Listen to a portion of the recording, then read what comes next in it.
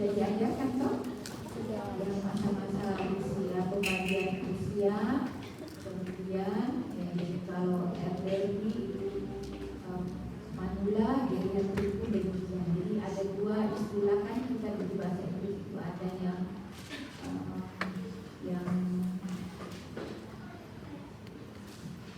ada dua aliran ya, jadi itu semua sama. Kalau dikatakan geriatrik itu geriatrik, manula, elderly juga manula.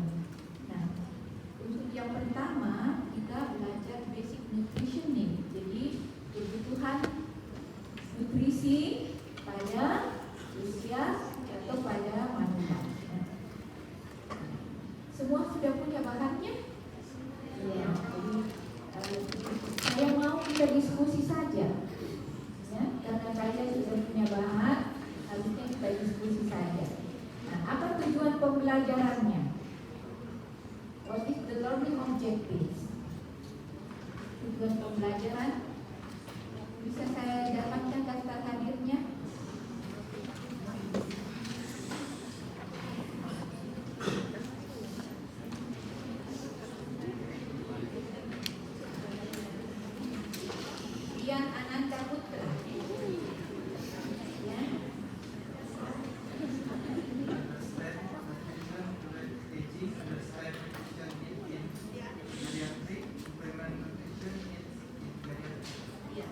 Jadi ada 3 tujuan pembelajaran kita untuk topik basic nutrition need. Jadi kebutuhan gizi pada geriatri artinya adalah gizi dalam kondisi sehat. Geriatri atau manula, lansia, jadi manula, lansia pada kondisi sehat. Jadi understand nutrition related aging. Jadi memahami ya, nutrisi berkaitan dengan penuaan. Kemudian yang kedua, memahami ya, kebutuhan nutrisi pada geriatri dan mampu mengimplementasikan ya, kebutuhan gizi pada geriatri. Jadi ada 3 yang kita harus capai dengan topik ini. Yang pertama, anak-anakku semua sebagai mahasiswa kedokteran memahami apa kaitan nutrisi dengan penuaan. Ya. Kemudian yang kedua, ya, bagaimana memberikan nutrisi atau memahami kebutuhan nutrisi pada lansia. Dan yang keempat, bagaimana kita bisa memberikan, ya, mengimplementasikan pemberian kebutuhan nutrisi pada lansia. Yang hal ini adalah pada fase sehat, ya, manusia yang sehat. Nah, jadi konten pembelajaran kita ya, ada 4. Yang pertama adalah pendahuluan, ya, nutrition related aging. Kemudian yang kedua, kontennya berkaitan dengan nutrition need in geriatrics. Dan yang ketiga, mampu mengimplementasikan ya, pemberian kebutuhan nutrisi, mulai dari asesmen sampai kepada ya, perencanaan menu atau diet pada penderita atau pada pasien, bukan pasien, itu pada lansia ya, yang sehat. Ya, jadi ingat bahwa untuk topik ini kita belajar dulu yang sehat-sehatnya ya. Nanti pada berikutnya yang berikutnya adalah berkaitan dengan malnutrisi. Nah, pertanyaan saya ya, kalau diikuti pelajaran ini, dan tentu harusnya sudah dibaca dong ya, memahami nutrisi kaitannya dengan aging ya. Lalu kebutuhannya berapa dan bagaimana kita bisa memberikan atau pengaturan gizi pada ya, lansia. Nah,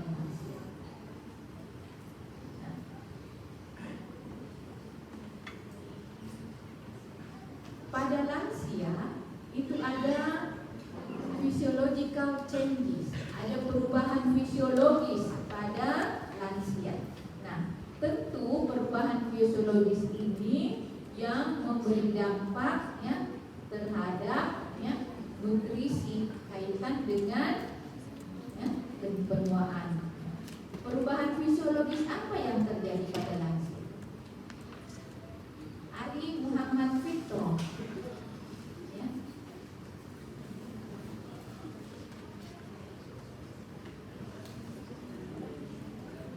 Apa saja? Bisa bayangkan neneknya? Bagaimana itu neneknya? Apanya yang berubah? Ya, secara fisiologis, apa yang berubah?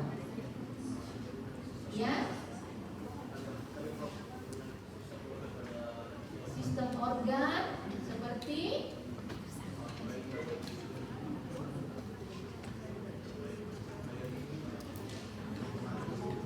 ya, mulai dari rambut ya jadi berubah jadi putih ya.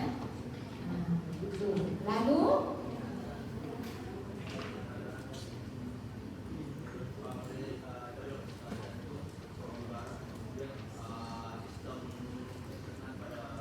GI tract, gastrointestinal tract mulai dari gigi geligi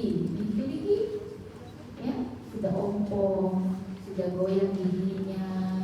Lalu di dalam rongga mulut selain gigi ya, air liurnya sudah mulai berkurang ya, pengecapannya sudah tidak setajam kita ya, jadi terasa hambar ya, apalagi ya, karena itu ya pada saat baru mau makan saja itu sudah ada perubahan, apalagi kalau sudah masuk di lambung ya, apalagi usus halus ya. Nah, seperti itu. Jadi kita harus paham perubahan GI tract. Nah, selain GI tract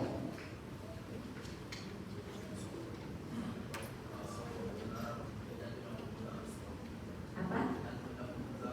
Iya ya, dan lain-lain ya, banyaknya termasuk fungsi hati dan lain-lain. Jadi perubahan inilah yang nanti memberi dampak terhadap yang nutrisinya. Nah, apa saja yang terjadi? Coba dibaca Anita Makfira. Ini ada mic banyak ya?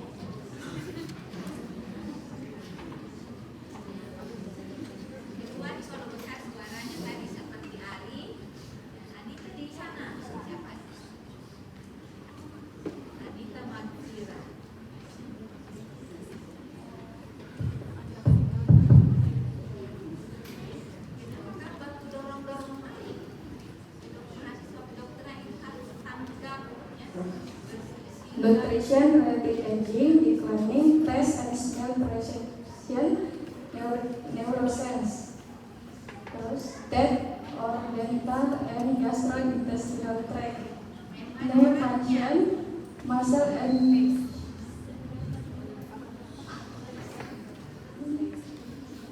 terus hormon, anabolic hormone. Ya, jadi declining artinya penurunan. Taste and smell perception ya, jadi sudah berasa ya, dan penghidunya sudah berubah. Itu kaitannya dengan neurosense ya. Kemudian teeth ya, dental and gastrointestinal tract ya. Lalu kidney function and muscle and bone loss ya. Lalu ini semua terkait dengan hormon, di mana anabolik hormon itu banyak yang sudah berubah ya. Apakah sudah ditelusuri yang berkaitan dengan taste and smell perception, di mana neurosense ini berperan ya.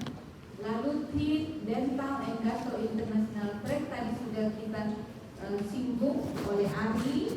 Kemudian kidney function, fungsi ginjal ya, muscle and bone loss, jadi otot-ototnya itu sudah mulai berkurang ya.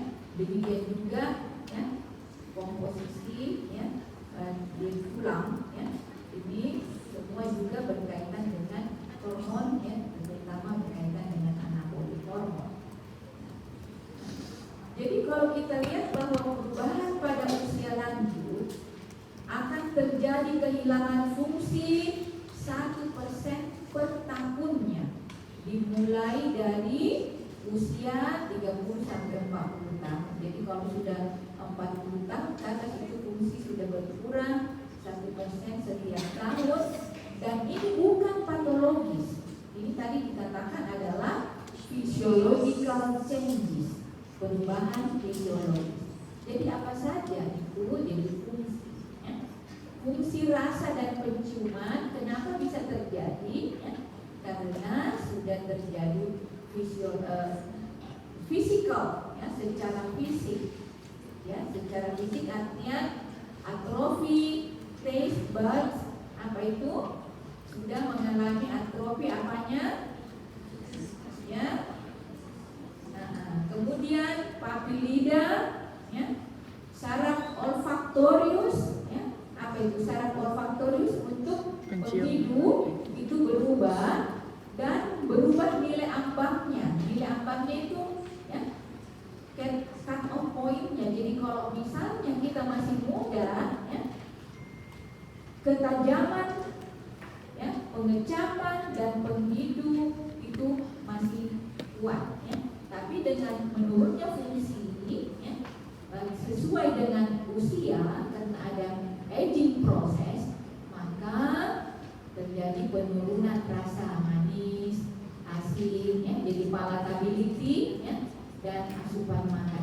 Gangguan palatability rasa bahwa kalau sebenarnya itu makanan enak, tapi kalau orang tua dia rasa tidak enak, ya, karena itu berubah, ya, sehingga kadang itu dia mau tambah gula lagi, tambah gula, atau dia mau makan yang manis-manis ya, ya, atau yang asin-asin karena ya, memang ambang, nilai ambang pada rasa penciuman dan taste-nya itu berubah ya. Nah, kalau itu terjadi bisa mempengaruhi ya, makanan itu rasanya tidak enak sehingga akan mempengaruhi asupan makan. Nah, berikutnya ya, berkaitan dengan sekresi saliva ya. Saliva itu ya, ileus ya, kemudian oesophagus ya, dan juga refleks menelan. Secara fisik itu berubah menurun ya, karena terjadi ya, perubahan kontraksi refleks gastrointestinal ya, sehingga spontanitas ya, biasa kalau kita makan, kalau sudah ditelan itu refleksnya misalnya langsung menutup ya. Jadi ada di sini apakah kalau di tenggorokan selain ke saluran cerna apalagi yang dia? Ke pernafasan. Jadi kalau kita ya aman-aman saja makan sambil bicara ya, karena refleksnya itu masih kuat. Tetapi kalau orang tua ya makan sambil bicara, oh selalu tersedak ya, bahayanya. Jadi karena refleksnya sudah menurun ya, jadi sudah tidak spontan lagi, sehingga sulit menelan ya. Kemudian juga ya, ketersediaan biologis mineral, vitamin, protein di dalam tubuhnya menurun ya. Kita tahu bahwa di dalam tubuh kita selalu ada cadangan, nutrient reserve ya, cadangan zat gizi yang ada. Kemudian gaster dan pengosongan lambung itu juga terpengaruh akibat dari sekresi HCl menurun ya. Kemudian pepsin, sudah pernah apa itu pepsin? Berkaitan dengan apa? Protein. Kita sudah belajar ini biomedik. Berkaitan dengan Enzim protein.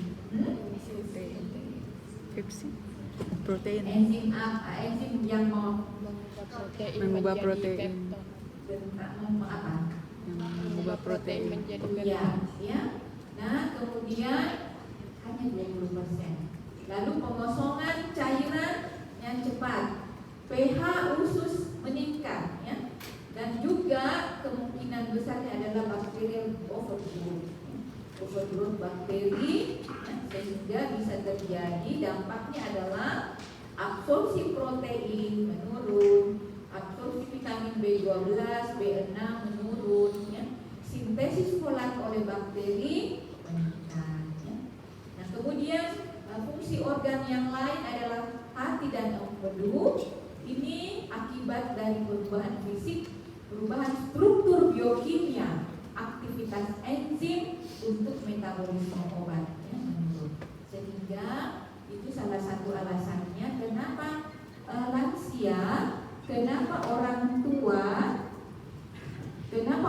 tua kalau dikasih obat dosisnya lebih rendah dibanding dengan dewasa, karena, ya, metabolisme obat menurun, ya. Apa dampaknya?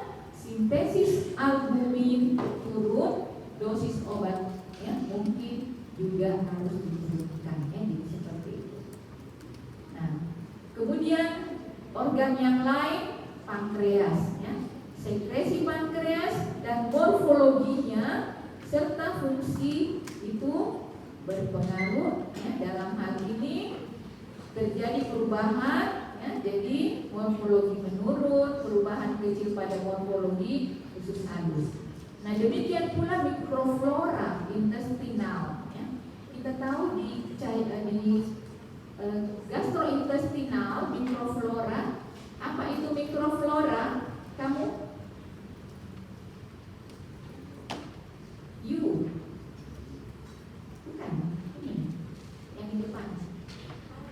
Ya. Apa itu mikroflora?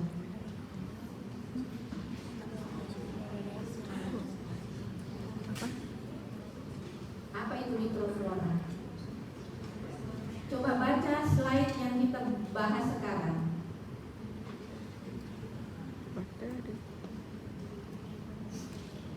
Apa slide apa yang kita bahas sekarang? Siapa namanya? Kamu. Pasti ada mau pikir toh?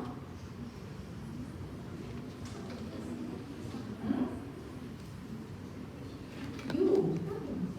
Ini yang di depan.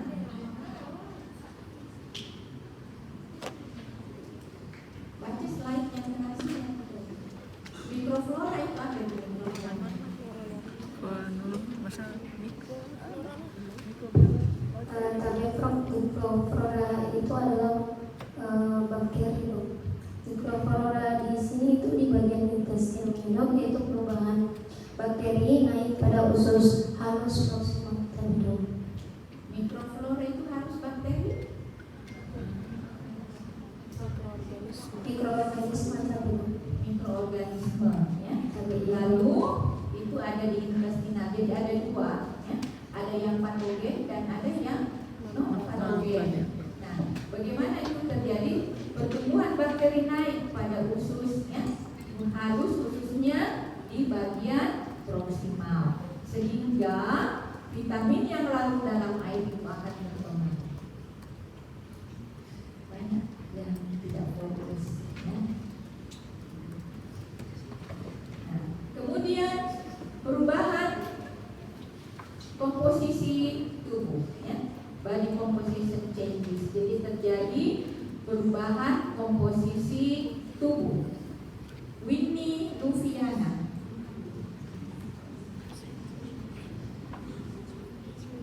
Ada Winnie?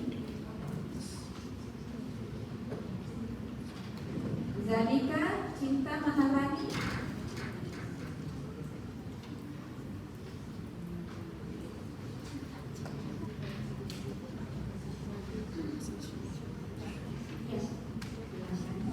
Body composition change. Aging merah mat 2-3% loss of body mass LVM or sarcopenia, loss of skeletal muscle, decreased muscle strength. Increased risk for chronic disease, resting metabolic rate regress 15-20% reduce energy needs. Iya. Jadi kalau kita lihat bahwa ya, pada proses penuaan itu akan menyebabkan ya, ditandai dengan ya, berkurangnya 2-3% lean body mass. Yang mana itu lean body mass? Ya, lean body mass adalah,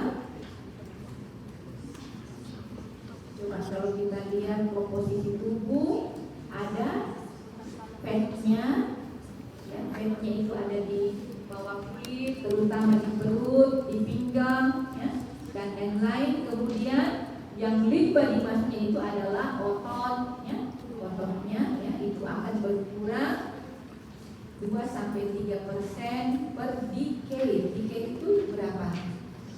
10.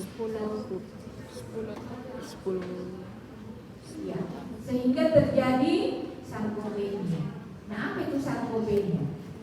Kondisi di mana menurunnya massa otot, ya, loss of skeletal muscle, ya, sehingga karena massa ototnya berkurang maka terjadi pengurangan atau penurunan kekuatan otot. Bagaimana cara mengukur kekuatan otot? Diukur dengan apa? Kalau untuk otot polos kita pakai hand grip strength, ya. Hand grip strength, ya.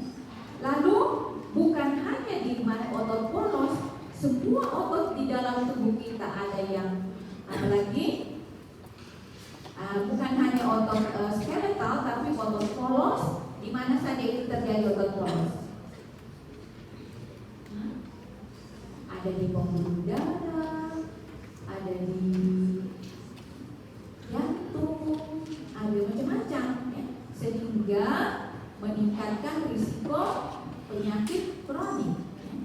Nah, juga akan mengalami penurunan resting metabolic rate. Apa itu resting metabolic rate? Kebutuhan Putri Salsabila Rosto. Resting metabolic rate. Badan satu istirahat. Iya, tuh. Kalau tidak ada Yang lain boleh angkat tangan ya, cepat boleh. Resting metabolic rate adalah kebutuhan energi laju metabolisme pada kondisi istirahat. Nah, yang bagusnya kapan diukur itu resting metabolic rate? Belum Pada saat kita baru bangun tidur, ya. Jadi diperiksa itu. Nah, pada orang tua itu terjadi penurunan 15-20%, ya. Sehingga ya memang terjadi penurunan kebutuhan energi. Jadi reduce energy need. Nah, itu yang menyebabkan less, jadi penurunnya lean body mass-nya, sehingga massa lemak yang lebih banyak. Ya, jadi terjadi juga ya apa?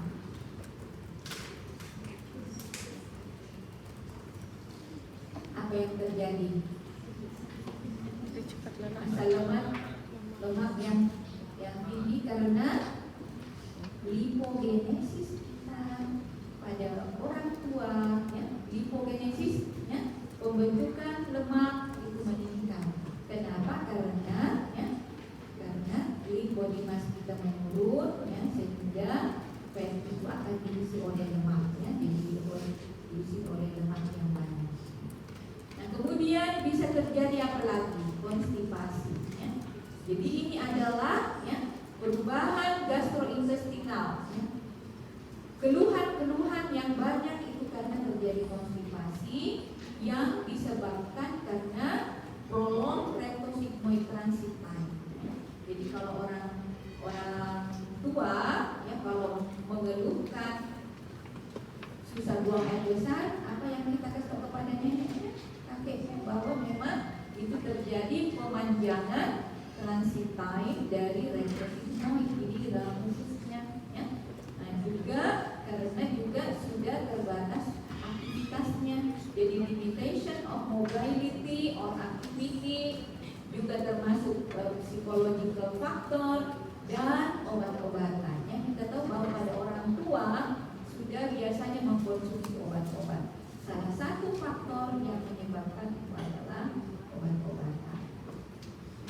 Nah, diet concern, ya, jadi bagaimana ya perhatian kita sebagai dokter atau calon dokter terhadap ya pertimbangan diet pada orang tua. Jadi independent living leads to more responsibility for food choice. Ya.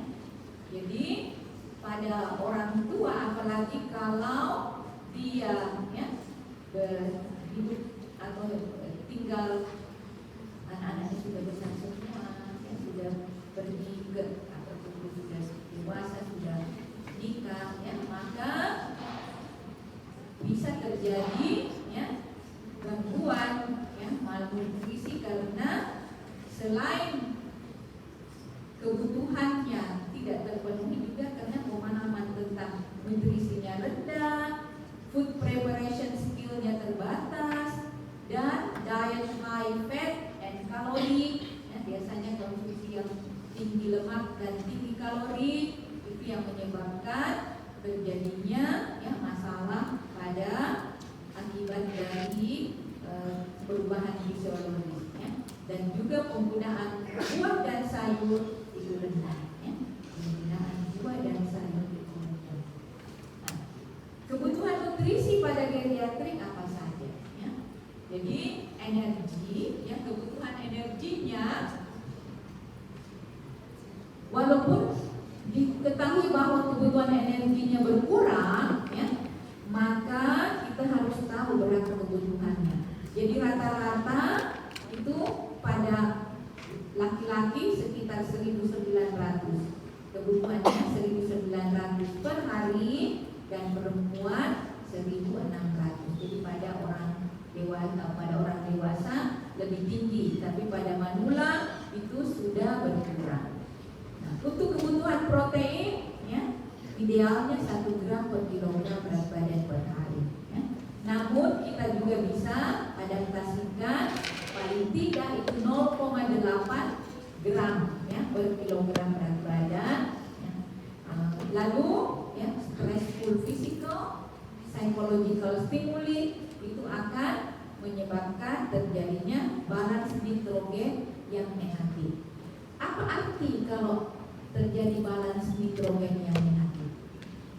Contoh misalnya ada orang ya, kalau di Indonesia itu jarang dihitung balance nitrogennya ya.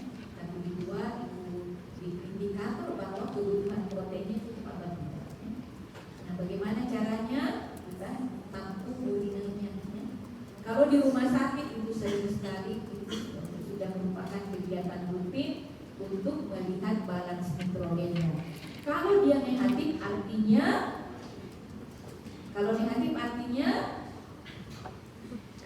apa? Asupan proteinnya kurang. Nah, kemudian selain itu kita juga harus mengecek ya infeksi ya. Bisa terjadi inflamasi juga, tidak ada infeksi tapi ada inflamasi, itu akan mempengaruhi ya, fungsi GI tract ya. Jadi GI itu gastrointestinal function and metabolic changes ya, dan sehingga akan mempengaruhi ya, efisiensi diet nitrogen dan meningkatkan nitrogen expression. Jadi ekspresi nitrogen meningkat, artinya proteinnya yang keluar banyak. Untuk karbohidrat berapa banyak? Jadi kebutuhan karbohidrat harus dipenuhi ya. Kenapa ini dibutuhkan? Untuk mencegah ya, terjadinya penggunaan protein sebagai sumber utama energi.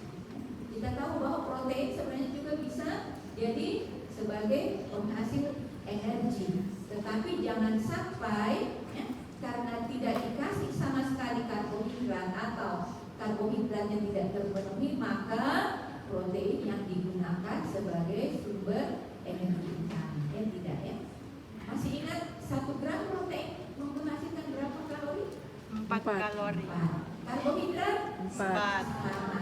Protein, lemak 9. Nah, kalau itu seimbang itu bagus. Tetapi ya kita harus perhatikan karbohidratnya, jangan sampai karbohidratnya tidak terpenuhi sehingga protein itu yang digunakan sebagai sumber energi utama. Nah, berapa banyak kebutuhan karbohidrat? Sekitar 45 sampai 65% ya total energi.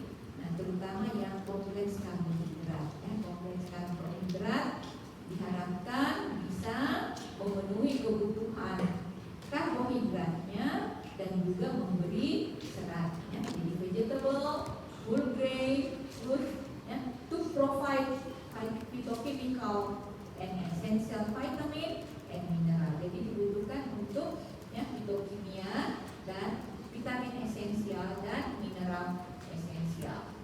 Apa yang disebut dengan vitamin esensial? Dan apa itu mineral esensial? Adalah zat gizi baik vitamin maupun mineral yang dibutuhkan ya dan tidak diproduksi oleh tubuh kita. Jadi harus dari luar. Jadi esensial. Jadi harus kita makan. Jadi dari makanan ya. Karena tubuh tidak memproduksi. Yang memproduksi tubuh yang diproduksi oleh tubuh vitamin apa? Vitamin contohnya apa itu? Yang diproduksi, yang bisa diproduksi oleh tubuh. Oh, yang produksi vitamin. Kalau ADEK itu adalah vitamin yang larut di dalam lemak. Sudah semester berapa sekarang? Sudah mau jadi sarjana kedokteran. Coba sadar-sadar ya, sedikit selalu ingat ya, sudah semester berapa saya sekarang? Ya, apakah pencapaian kompetensi itu saya sudah bisa miliki? Ya.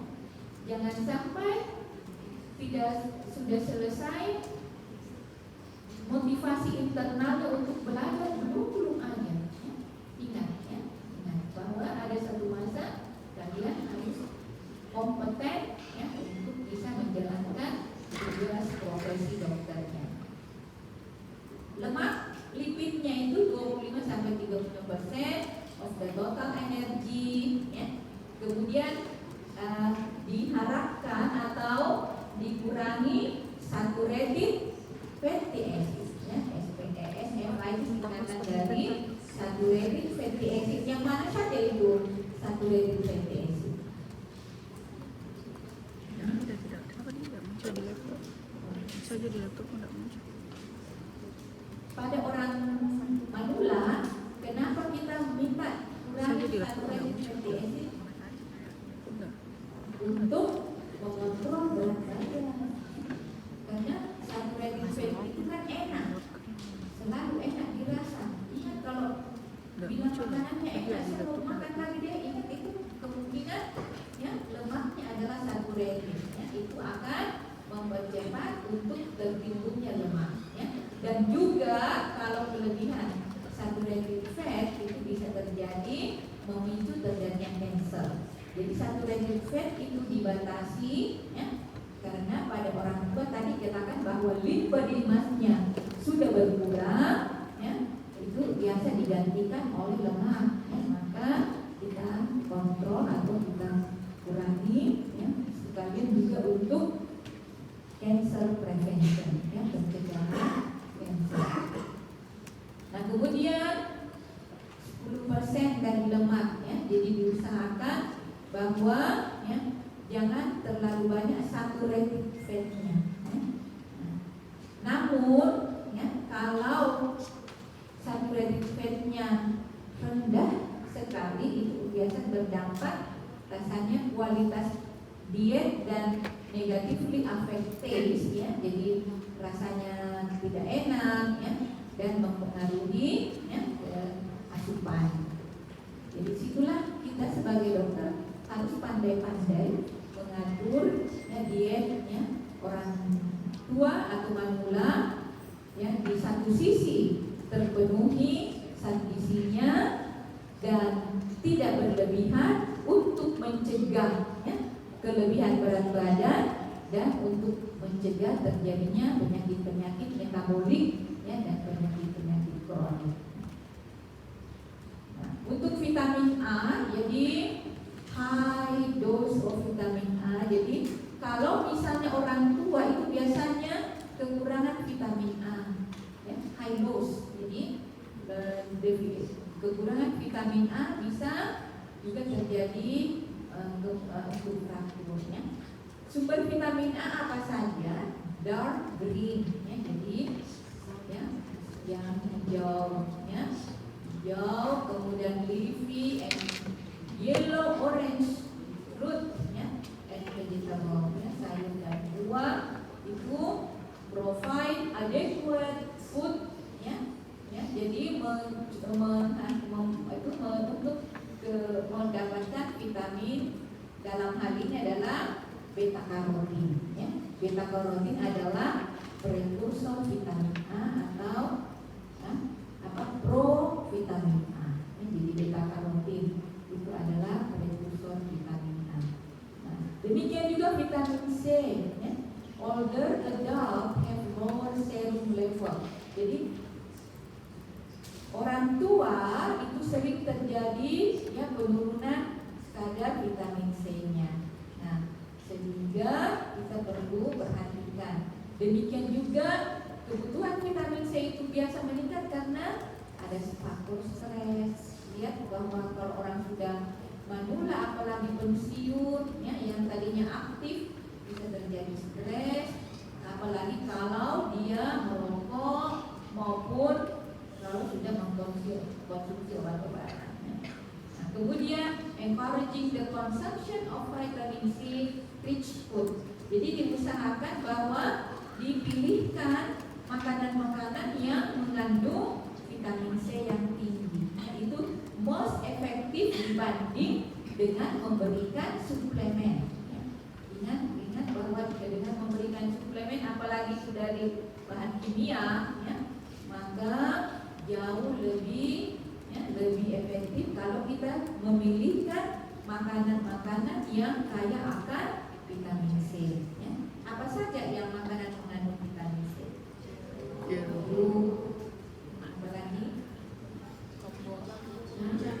Ya, buah-buahan, ya.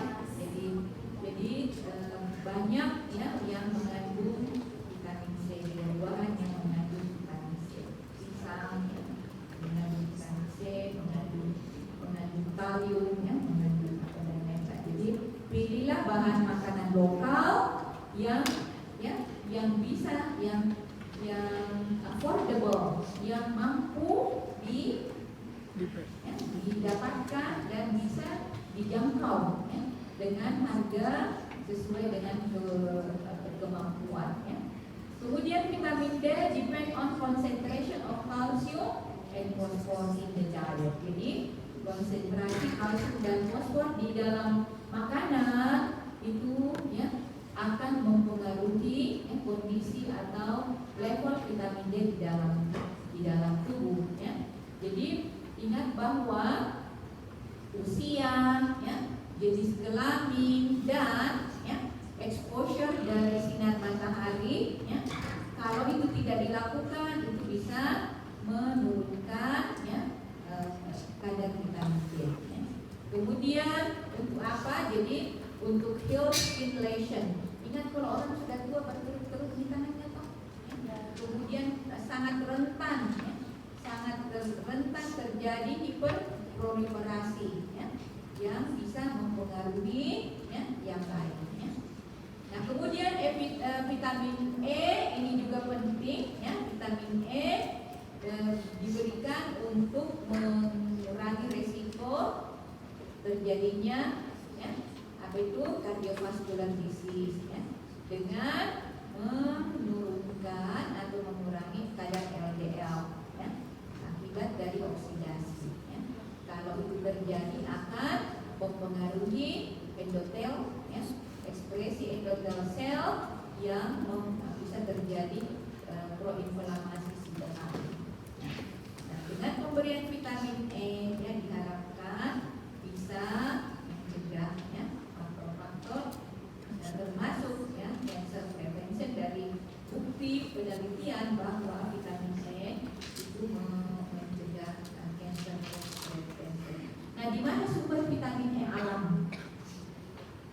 vitamin E alam, kita kan biasa beli kapsulnya, tabletnya. Kalau yang alamiah dari mana? Kasih besar-besar suasana supaya didengar. Alpukat, apalagi kacang-kacangan, toge, yang paling banyak itu di bawah ini kacang itu yang kecambahnya itu toge. Nah kemudian vitamin B6, ya, dari data bahwa banyak itu orang kalau sudah tua tidak lagi mengkonsumsi vitamin B6 yang cukup. Ya. Nah, ini juga akan mempengaruhi saluran cernanya.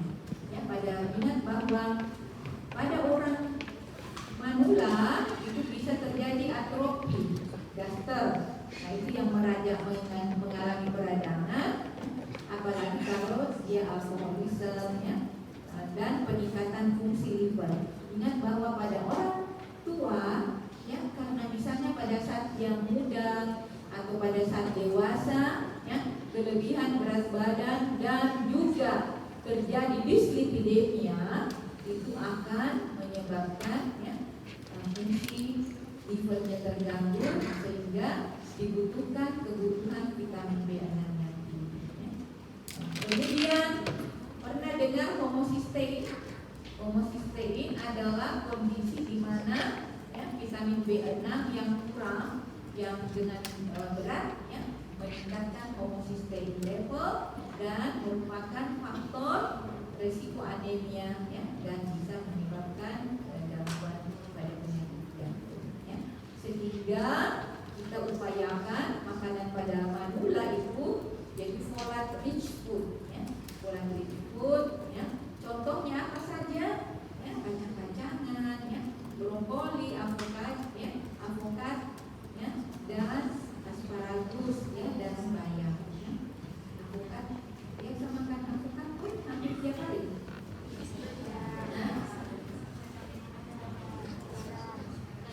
Dalam satu pekan bisa konsumsi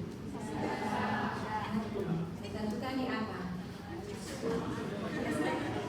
Satu kali sepekan makan avokat. Itu avokat bagus sekali, tetapi jangan kasih gula yang banyak. Karena biasa justru tambahannya itu yang kasih penyakit. Tapi avokatnya sendiri itu bagus sekali. Bagus sekali kalau dipotong-potong saja baru dimakan-makan, memberikan, ya, nilai tambah yang bagus, yang tanpa menambah apa. Misalkan orang bilang suka makan jus, minum jus avokat, maka dia tambah gemuk, ya. Lalu dislipidemia, ya, karena memang lebih banyak tambahan gula, tambahan macam-macam, ya, dibanding manfaat dari avokat. Misalkan kalau makan avokat, kalau toh mau ada rasa, kasih sedikit aja gula pasir. Supaya ada manfaatnya, ya. Nah, kemudian vitamin B12 ini juga sering terjadi pada orang tua, ya. Jadi harap kebutuhan vitamin B12-nya terpenuhi. Ini juga banyak pada kacang-kacangan dan sumber protein hewani, ya. Sumber protein air, ya. Jadi kebutuhan air dibutuhkan ini pada orang dewasa 30 sampai 35 cc per kilogram berat badan, ya. Jadi minimal 1500 cc. 1500 cc itu ada satu botol besar yang 1,5 liter. Bisa juga dengan mengaturnya 2 botol yang 600 cc itu ditambah satu yang kecil. Nah, bagaimana kita mempertahankan fungsi ginjal supaya bagus pada manula? Maka aturlah cairannya, ya. Jangan sampai dehidrasi. Jangan sampai dehidrasi. Nah, resiko-resiko, ya, pada orang tua yang mengalami dehidrasi, ya. Ya, kenapa bisa resiko dehidrasi pada orang orang tua karena dia jarang merasa haus. Ya. Jadi reduce thirst sensation. Ya. Jadi rasa hausnya itu kadang kurang. Jadi dia tidak rasa haus padahal sudah kurang minumnya. Kemudian reduce fluid intake karena tidak haus maka asupan minumnya. Jadi jangan dibiarkan itu orang tua nenek kita tidak minum. Dia rasa aman-aman saja padahal sudah terjadi dehidrasi. Maka kita aturkan minumnya. Ya. 1 hari ini setiap kita minumnya. Kalau toh ada kuah sup, sayur dan lain-lain itu bisa kita hitung ya. Jadi air di botolnya itu bisa dikurangi dengan melihat apakah memang cairan yang lain itu sudah ada. Kita bisa totali dengan itu ya. Nah kemudian limited access to food. Jadi kalau tidak yang perhatikan sudah si air minum di dekatnya tidak ada, tidak minta itu. Malah kebetulannya minum dia bilang sudah sedikit sekali. Sudah tak haus dia kak. Memang tidak haus karena reduce thirst sensation. Rasa hausnya itu sudah itu berkurang ya. Nah kalau itu terjadi berproses lama bisa terjadi gangguan fungsi diminished renal function dan bisa terjadi urinary inconvenience. Dan juga kenapa dia tidak mau minum banyak karena tidak mau pergi kencing ya, malas ya. Padahal kita harus maintain ya, cairan di dalam tubuhnya supaya ginjalnya tidak cepat rusak ya. Biasa dibilang tidak mau minum karena tidak mau pergi ke kamar, tidak mau ya seperti itu. Tapi kita harus kasih pengertian, kita lah sebagai cucu-cucunya, apalagi mahasiswa kedokteran ya, sudah harus bisa memperhatikan ya. Nah, bagaimana implementation of nutrition assessment and planning in geriatry? Bagaimana kita mengimplementasikan dengan mengukur atau mengukur status gizi pada manula dan memberikan perencanaan diet ya, pada manula atau pada geriatri. Kita sudah belajar itu kan? Subjective, objective, assessment, planning, monitoring, and evaluation. Jadi harusnya kalian semua cucu ya, atau mungkin juga orang tuanya sudah manula ya, perhatikan dijaga baik-baik orang tuanya, dijaga ibu neneknya, kakeknya ya, dengan mengimplementasikan ini kan sudah dipelajari toh ya, dipelajari. Jadi coba ukur status gizinya manula ya, neneknya ya. Ukur status gizinya dia masuk apa? Apakah normal ya, atau under nutrisi atau over nutrisi. Sering juga terjadi over kan. Lalu kita buatkan perencanaan ya, tidak usah yang sulit, tidak usah yang sulit. Jadi porsinya seperti apa ya, kemudian kira-kira kalorinya berapa ya, supaya dia bertahan menjadi manula yang sehat ya. Lalu kita lakukan monitoring dan evaluasi. Nah seperti ini. Jadi food plate-nya ya, sayur tetap ya, sayurnya dicarikan yang mudah dicerna ya. Jadi sayur dan buah yang mudah dicerna. Pernah lihat bagaimana makanan bayi? Makanan anak-anak itu biasanya sayurnya dicincang toh, sayurnya dipotong-potong kecil, halus. Nah pada manula kalau misalnya giginya sudah tidak mampu lagi, maka dikasih seperti itu. Demikian juga buah ya, kacang-kacangan dan sumber protein. Yang paling itu untuk protein ada 2 protein hewani dan nabati. Kalau hewaninya paling ideal adalah ikan, bagian ikan, supaya dicernanya juga bagus. Apakah boleh dikasih daging? Boleh, dianjurkan, tapi kalau itu dicincang atau dihalus-halus, ya, dipotong-potong halus. Jangan sampai, apakah itu yang besar potongannya? Nah, kalau contoh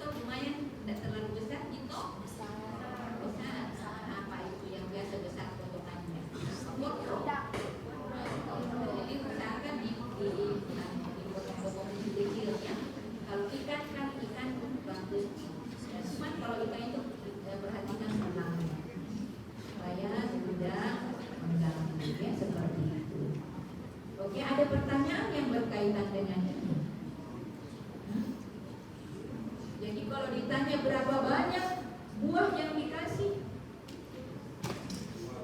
ya, totalnya sayur dan buah itu 5 porsi. Jadi kalau buahnya 3 porsi, sayurnya 2 porsi. Ya. Sayurnya 3 porsi, buahnya 2 porsi. Gitu ya. Tapi kalau tidak, paling itu jangan kurang dari 3. Ya, jangan dari 3 sayur dan buahnya. Ya. Jadi 3 porsi. Jadi misalnya buahnya 2 porsi, sayurnya 1 porsi. Ya. Jangan kurang dari itu. Idealnya adalah 5. Ya. 3 sayur, 2 buah atau 3 buah, 2 sayur. Nah, kalau memang sudah tidak mampu lagi, maka paling tidak 3, ya, 2 buah, 1 sayur atau 2 sayur. Sayurnya juga kita potong atau halus-haluskan, ya. Jangan di daun ubi yang panjang-panjang itu belum terpotong-potong. Biasa makan sayur daun ubi di rumah makan ada, itu tidak dipotong, masih begini, ya. Jadi oke, ya, jadi seperti itu. Jus buah itu sangat membantu, ya. Jus buah sangat membantu, bisa dibuatkan atau bisa juga ya. Ada pertanyaan sampai di sini? Kalau tidak ada, kita pindah ya ke topik berikutnya berkaitan dengan malnutrition in the elderly.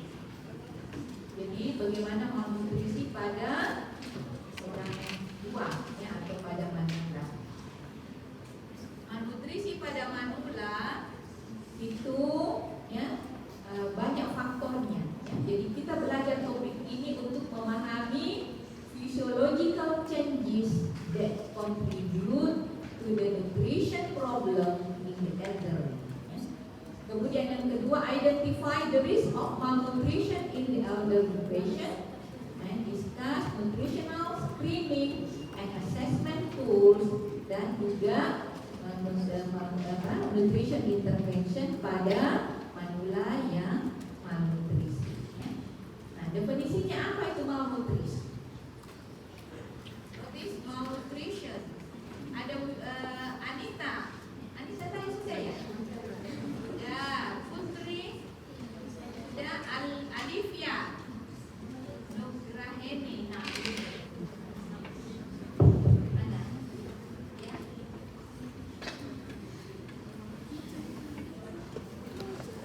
Malnutrisi itu merupakan kondisi di mana seseorang tidak mendapatkan nutrisi yang cukup, baik karena kekurangan nutrisi atau tertentu maupun konsumsi makanan yang tidak seimbang, mengakibatkan masalah kesehatan serius dan mempengaruhi pertumbuhan dan juga perkembangan fisik. Iya, bagus. Kita beri tepuk tangan. Jadi, malnutrition is the condition that develops when the body doesn't get the right amount of nutrients it needs to maintain healthy tissue and organ function. Jadi tadi dikatakan bahwa malnutrisi adalah keadaan di mana bisa terjadi, ya, bila tubuh tidak terpenuhi, ya, jumlah, ya, nutrien yang dibutuhkan untuk mempertahankan jaringan sehat dan fungsi organ. Ya. Nah, the condition may result from inadequate or unbalanced diet. Jadi ketidakcukupan, ya, atau ketidakseimbangan diet, ya. Juga bisa karena digestifnya terganggu, terjadi masalah absorpsi dan, ya, yang kondisi atau keadaan-keadaan. Nah, kita tahu bahwa pada manula ini semua sudah, ya, tidak seperti pada saat, ya, usia remaja maupun dewasa. Jadi absorpsinya sudah, ya, tidak optimal, perubahan absorpsi, ya. Kemudian juga sudah muncul beberapa kondisi kesehatan yang sudah tidak normal, ya. gula darahnya sudah mulai tinggi, ya, kolesterolnya sudah tinggi walaupun masih sehat, masih gitu ya, lalu berat badannya semakin naik atau semakin berkurang, ya, dan lain-lain. Jadi itu dikatakan. Jadi older person suffer a burden of malnutrition that span the spectrum from under to overnutrition. Ya, jadi kurang gizi maupun kelebihan gizi, dan juga adalah ketidakseimbangan atau disebut juga imbalance nutrien. Ya.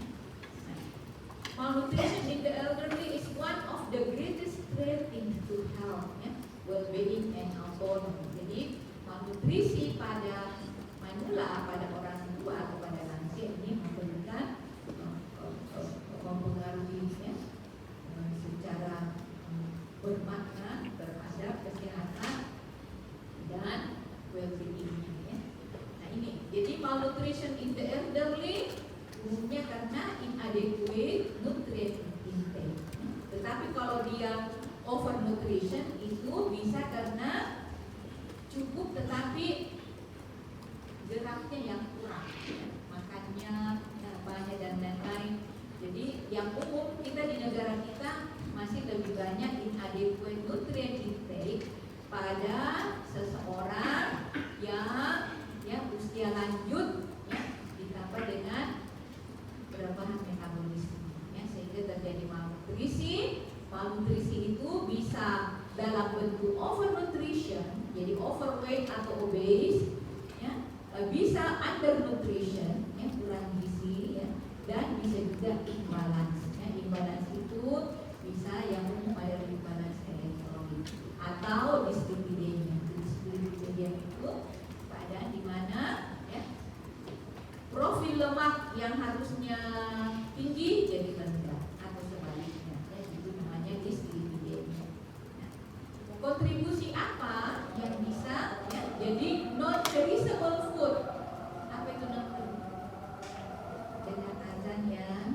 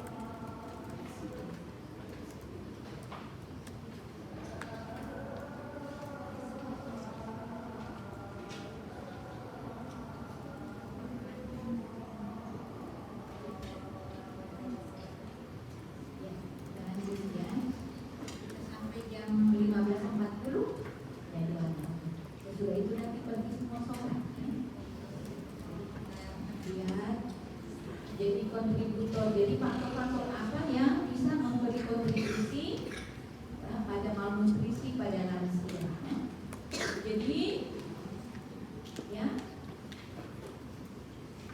makanan-makanan yang bisa karena konsumsi makanan yang tinggi natrium, nitrat, ya, dan juga makanan-makanan yang bisa yang terproses yang bisa mengurangi vitamin. Lalu obat-obatan, ya. Kita tahu bahwa Madula Curacesu ya, bisa mengkonsumsi beberapa obat ya, yang bisa mengganggu nafsu makannya, ya, pengecapannya, ya, penciumnya atau pembihunya, ya, yang bisa menyebabkan ya, menurun ya, nafsu makannya. Ya.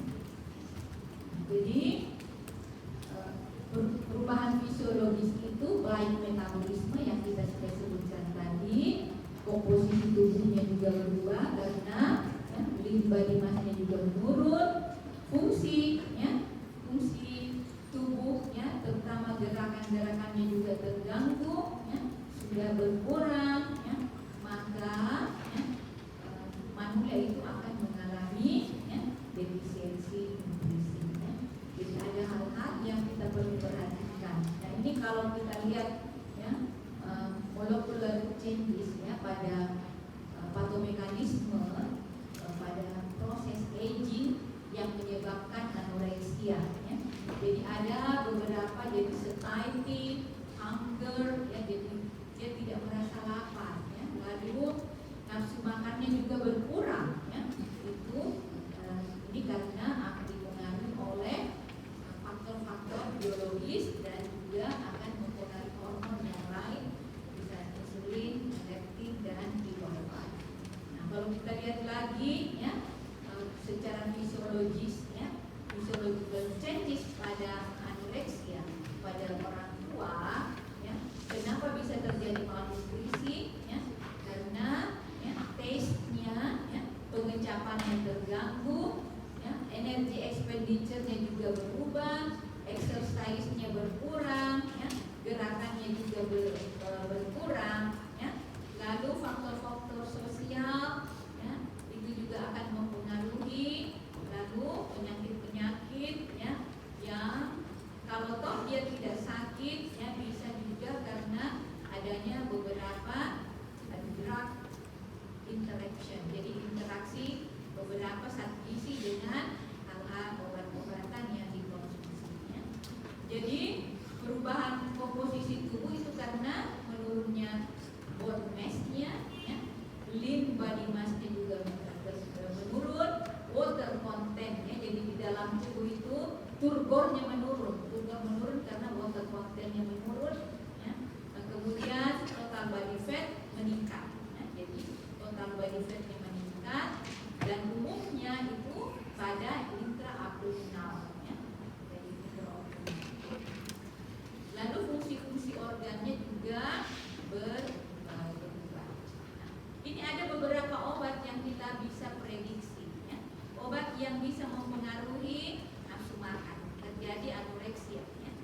Nafsu makannya terganggu. Obat-obat apa ini? Digoxin, ya. Lalu penitoid, ya. Ada analgesik biasa karena sudah sakit-sakit lutut minum obat, ya. Itu bisa terganggu anoreksia, ya. Ada kalsium, ya, channel blocker, ya. Kemudian bisa kalau dia mengalami kemoterapi dan metronidazole, ini mempengaruhi anoreksia.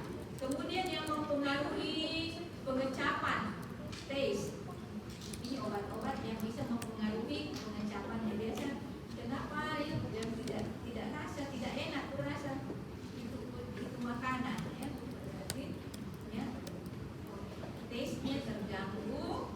Kemudian yang mempengaruhi, ya, dia tidak rasa itu, dia tidak cium itu makanan harum apa tidak, dia tidak rasa karena ada beberapa obat yang bisa mempengaruhi, ya.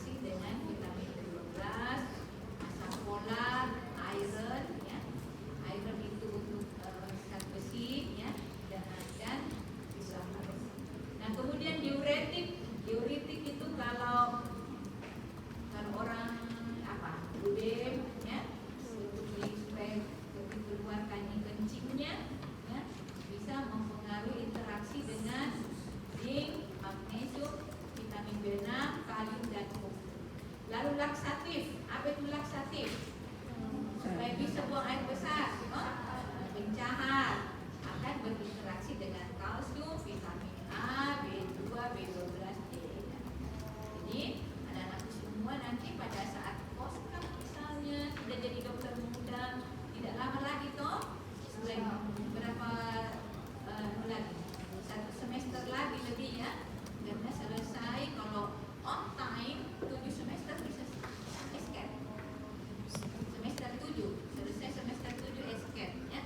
Nah, kalau sudah sarjana kedokteran, rotasi di rumah sakit itu sudah dokter muda namanya, koas ya. Jadi biasa banyak pasien-pasien yang kita lihat ya, dan coba perhatikan ya, bahwa kemungkinan bisa terjadi obat-obat yang menyebabkan dia nafsu makannya turun atau ada interaksi obat dengan makan. Jadi contoh-contoh yang bisa diberikan. Nah, bagaimana kita melakukan screening? Jadi nutritional screening and assessment ya. Jadi NS itu nutritional screening ya. Itu ada questionnaire ya, ada tools terdiri dari 10 pertanyaan yang kalau itu di tick ya. Kalau misalnya 0 sampai 2 poin berarti tidak beresiko malnutrisi ya. Tetapi kalau 3 sampai 5 skornya berarti beresiko mengalami malnutrisi moderat. Sedangkan kalau lebih dari 6 poin maka risiko tinggi mengalami malnutrisi ya. Nah, ada juga yang namanya geriatric nutritional risk index. Ini sering dipakai di pendidikan gizi. Jadi kalau misalnya insya Allah kalian jadi dokter terus mau jadi dokter spesialis, maka ini yang sering dipakai. Sebenarnya bisa juga dipakai pada saat Anda sebagai dokter umumnya. Jadi ada namanya geriatric nutritional risk index ya. Jadi resiko-resiko yang kita bisa, indikator-indikator yang kita bisa menyatakan bahwa ya indeks resikonya ini ya, tinggi atau rendah ya. Nah, bagaimana kita melakukan intervensi ya? Jadi pencegahan itu jauh lebih mudah dibanding pengobatan ya. Jadi asupan nutriennya itu harus terpenuhi seperti tadi yang pada saat kita COVID pertama itu kebutuhannya ya. Bila sudah mengalami malnutrisi, maka itu sudah ada pengaturan diet tertentu ya. Pengaturan diet tertentu tergantung dari masalah gizinya apa.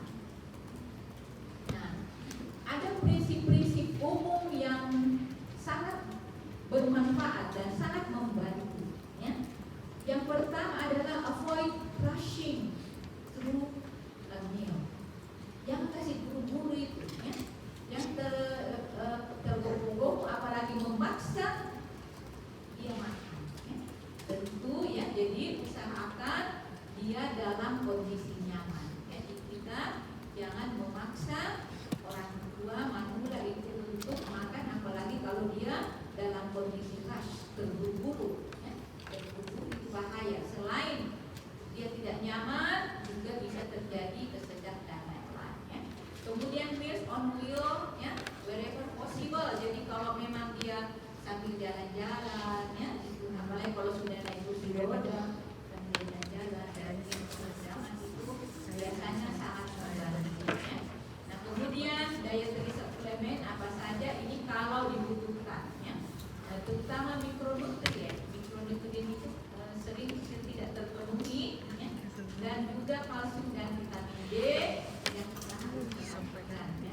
Karena pada kondisi ini masalah di beresiko jatuh, resiko karena keropos ya, jadi keropos tulangnya ya. Jadi adequate nutrition and hydration. Jadi satu sisi dan cairan itu harus selalu dipenuhi ya, harus selalu dipenuhi ya pada ya, manula yang mengalami malnutrisi. Nah, ini sudah merupakan kewajiban, apalagi kalau dia dirawat di rumah sakit. memenuhi kebutuhannya. Ya. Saya kira itu yang ingin saya sampaikan. Ya. Ada yang ingin dikomentari? Ditanyakan?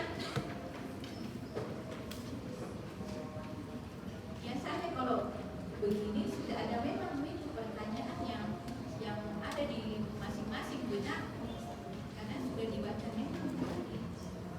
Sudah slide-nya dikasih dibaca memang sudah ada memang beberapa catatan yang kita tidak paham. Jadi pada saat pertemuan begini tidak lagi disuapin dengan bicara sendiri dosennya, tetapi sudah ada interaktif dan ya sudah ada hal-hal yang tidak yang ingin didiskusikan dengan ditanyakan.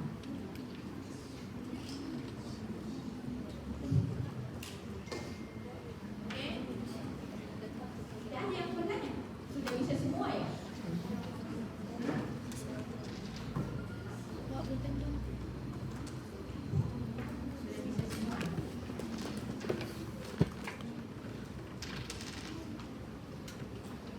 Oke, jadi pertanyaan saya yang pertama, ya,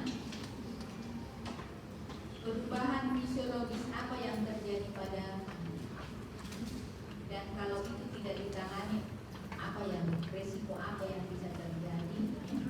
Kemudian yang kedua, bagaimana ya, memberikan nutrisi sesuai dengan kebutuhannya, jadi pada saat dia sehat ya, dan bagaimana Anda bisa mengimplementasikan. Lalu pertanyaan berikutnya adalah ya,